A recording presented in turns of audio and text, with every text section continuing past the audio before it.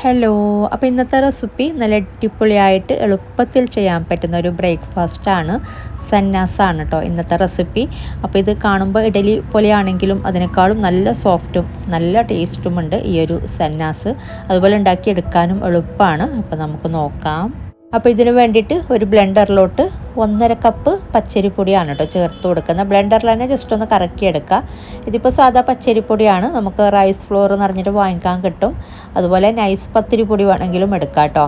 അപ്പോൾ 1.5 കപ്പ് പൊടിയാണ് ചേർത്ത് കൊടുത്തിട്ടുള്ളത്. പിന്നെ കാസർഗോഡ് പത്തലുപൊടി എടുക്കാം. കാസർഗോഡ് പത്തലുപൊടി എടുക്കുന്നുണ്ടെങ്കിൽ ചോറ് ചേർക്കുന്നുണ്ട് ഇതിലോട്ട്, അത് ഒഴിവാക്കിയാൽ മതി. ബാക്കിയൊക്കെ സെയിം ആണ്. ഇനി ഇതിലോട്ട് ചേർത്ത് കൊടുക്കുന്ന ചോറ്, ഞാനിപ്പോൾ പച്ചരി ചോറാണ് കേട്ടോ 3/4 കപ്പോളം ചേർത്ത് കൊടുക്കുന്നുണ്ട്. അപ്പോൾ പുഴുക്കലരി ചോറ് ചേർക്കാം, പക്ഷേ പച്ചരി ചോറാകുമ്പോൾ ഒന്നും കൂടെ നല്ല കളർ കിട്ടും, നല്ല വെള്ള കളർ കിട്ടും. പിന്നെ വെള്ള അവിൽ വേണമെങ്കിലും എടുക്കാം കേട്ടോ. സെയിം 3/4 കപ്പ് എടുത്താൽ മതി. ഇനി ഇതിലോട്ട് 3/4 ടീസ്പൂൺ ഇൻസ്റ്റൻറ്റ് ഈസ്റ്റ് ചേർത്ത് കൊടുക്കുന്നുണ്ട്. പിന്നെ വേണ്ടത് 2 ടേബിൾ സ്പൂൺ പഞ്ചസാര ചേർത്ത് കൊടുക്കാം. അതുപോലെ ഇതിലോട്ട് പാകത്തിനുള്ള ഉപ്പ്, പിന്നെ പാകത്തിന് വെള്ളം ഏകദേശം ഇപ്പോൾ ചേർത്ത് കൊടുക്കുന്ന 2 കപ്പോളം വെള്ളം ചേർത്ത് കൊടുക്കുന്നുണ്ട്. നമുക്ക് പിന്നീട് നോക്കിയിട്ട് ചേർത്ത് കൊടുക്കാം. അപ്പോൾ എല്ലാം മെഷർമെൻറ്റ് കപ്പിൽ തന്നെ എടുക്കാം കേട്ടോ. അപ്പോൾ ഈ ഒരു സമയത്ത് 2 കപ്പോളം വെള്ളം ചേർത്തിട്ട് ഇത് ജസ്റ്റ് ഒന്ന് കറക്കിയെടുത്താൽ മതി.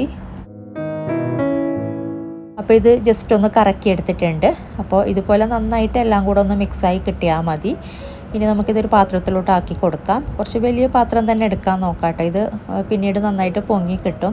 അപ്പോൾ അതിന് വേണ്ടിയിട്ട് വലിയ പാത്രത്തിലോട്ട് തന്നെ ആക്കാം. അതുപോലെ ഇതിലോട്ട് ഒരു ഇച്ചിരി വെള്ളവും കൂടെ ഇനി ചേർത്ത് കൊടുക്കുന്നുണ്ട്.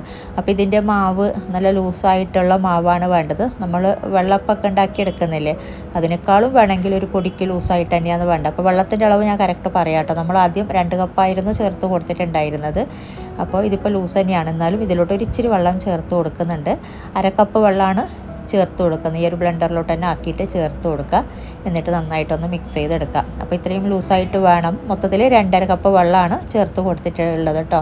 ആദ്യം നമ്മൾ ബ്ലെൻഡ് ചെയ്തെടുക്കുമ്പോൾ 2 കപ്പും ഈ ഒരു സമയത്ത് 1/2 കപ്പും വെള്ളമാണ്. ഇതിപ്പോൾ പാകത്തിനായിട്ടുണ്ട്.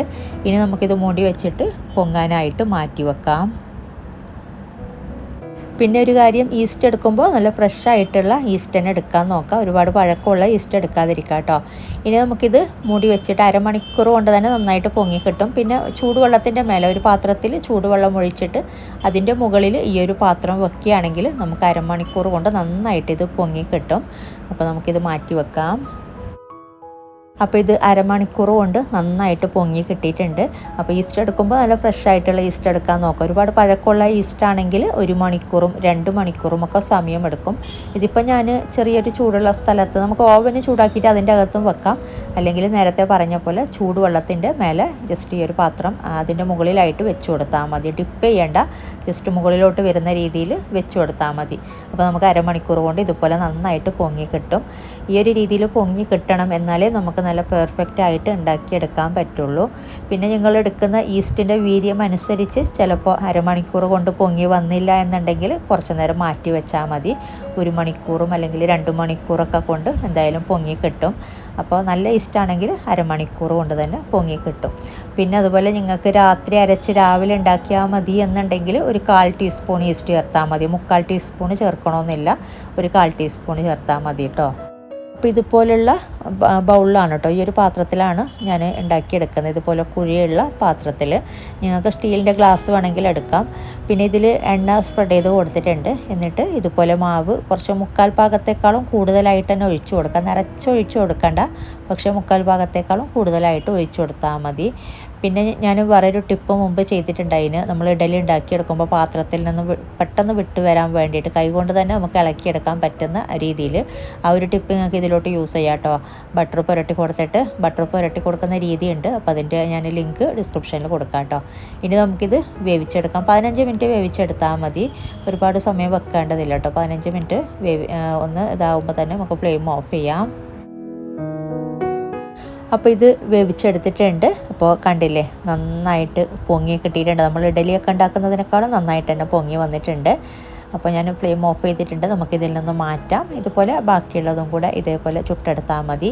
ഇനി നമുക്കൊരു 4-5 എണ്ണം ഉണ്ടാക്കിയെടുക്കാനുള്ള മാവുണ്ട്. നമുക്ക് മൊത്തത്തിൽ നമ്മൾ ഉണ്ടാക്കിയ മാവിൽ ഒരു 9 ഇതിപ്പോൾ ഈ ഒരു സൈസിലുള്ള സന്നാസ് ഉണ്ടാക്കിയെടുക്കാം. പിന്നെ ഈ ഒരു സെയിം മാവിൽ നമുക്ക് വെള്ളപ്പം ഉണ്ടാക്കിയെടുക്കാം കേട്ടോ. അപ്പോൾ അത് ഞാൻ മുമ്പ് അപ്ലോഡ് ചെയ്തിട്ടുണ്ടായിന്. സെയിം മാവിന് ഇതേപോലെ തന്നെ അരച്ചെടുത്തിട്ട് നമുക്ക് വെള്ളപ്പം ഉണ്ടാക്കിയെടുക്കാം പൊങ്ങി വന്ന ശേഷം. ഇനി ഇതിൻ്റെ സൈഡൊക്കെ ഒന്ന് ഇളക്കി കൊടുത്തിട്ട് നമുക്ക് ഡിമോൾഡ് ചെയ്തെടുക്കാം. അപ്പോൾ ഞാൻ നേരത്തെ പറഞ്ഞ നിങ്ങൾ ആ ഒരു ടിപ്പ് യൂസ് ചെയ്താൽ ഇതിൻ്റെ ആവശ്യമൊന്നുമില്ല. നമുക്ക് ജസ്റ്റ് ഇങ്ങനെ കൈ കൊണ്ട് ഇങ്ങനെ എടുക്കുമ്പോൾ തന്നെ ഇളകി വരുന്നുണ്ട്. നിങ്ങൾക്ക് ആ ഒരു വീഡിയോ കണ്ടാൽ അറിയാം കേട്ടോ. ആ ഒരു ടിപ്പ് വേണമെങ്കിൽ യൂസ് ചെയ്യാം. അപ്പോൾ ഇത് നമുക്കിനി ഒരു പ്ലേറ്റിലോട്ട് മാറ്റാം.